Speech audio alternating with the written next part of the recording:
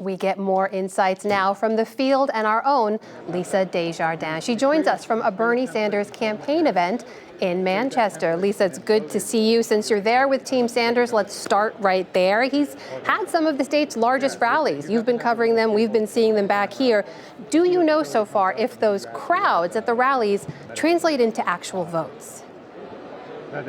Such a good question, Amna. This crowd right here is hoping this is a victory party tonight. And I'll tell you, the mood is very high among Sanders supporters and even some non-Sanders supporters right now, Amna, expect he will be the man to win tonight.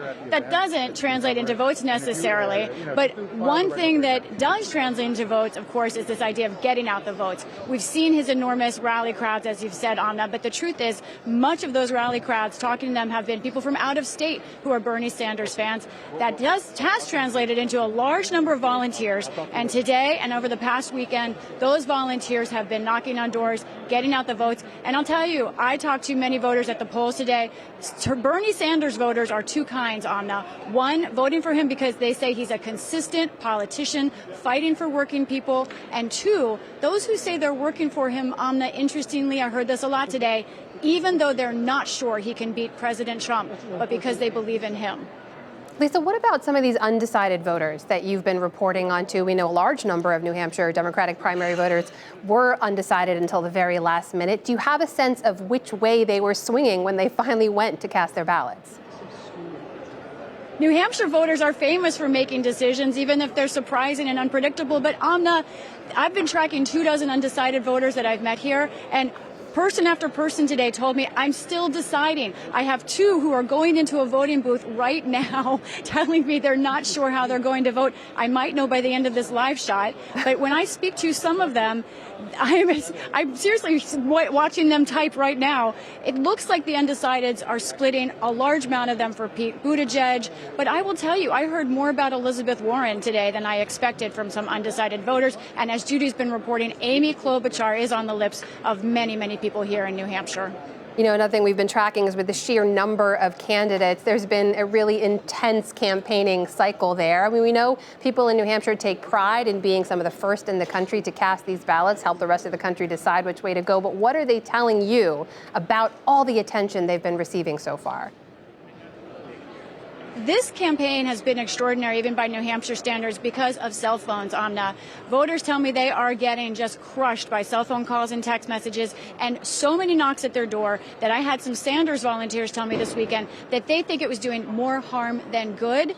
One thing to keep in mind here is how this state is split. Let's look at a graphic of who the voters are in this state. Look at this. Now, there are almost as many who are declared as Republican and as Democratic, but there are many more voters here who are undeclared. They're independent. And Amna, those are voters that are being targeted by all these campaigns. And they tell me that, frankly, they need it to stop, and it's kind of moving them the other way. Lisa, we should also mention last night you covered that rally that Judy was reporting on a little while ago of President Trump last night in New Hampshire. He's the man all these candidates say they want to beat in November. When you were talking to people there in New Hampshire who like and support this president, what are they telling you right now? There is immense support for Donald Trump in this state. And remember, this is a swing state in November. At that rally, there were such roars of approval. And when you talk to Trump voters here, what they like about this president, they say he's getting things done, and almost to a person. They have all told me, we think he may not be the smoothest. Some people say we think he's rude. One man told me today, I don't want him as my best friend, but I think he's getting things done, and I will support him. For the president's support in this state, no question, is strong. Lisa, very briefly before we let you go, we talk a lot about the people on the Democratic side of things who are leading the polls. Who are you watching for whom tonight is sort of a make or break moment when it comes to their campaign? Well, I think for Colorado Senator Michael Bennet, no doubt, he has got to perform. He told me in the top 3 or 4. He's made that public.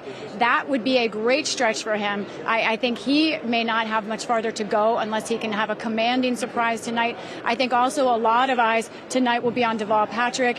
These are candidates who don't have a lot of money to continue going forward. Tulsi Gabbard, we're watching her closely. Now, I think the two businessmen in this race, Andrew Yang and Tom Steyer, they do have funds to go forward, but they need to start placing higher, not just making the debate stage anymore. That's not enough. You've got to be in the top 3 to really have a shot at keeping going. That is our own Lisa Desjardins reporting on the New Hampshire primary taking place today in Manchester for us. Lisa, good to talk to you.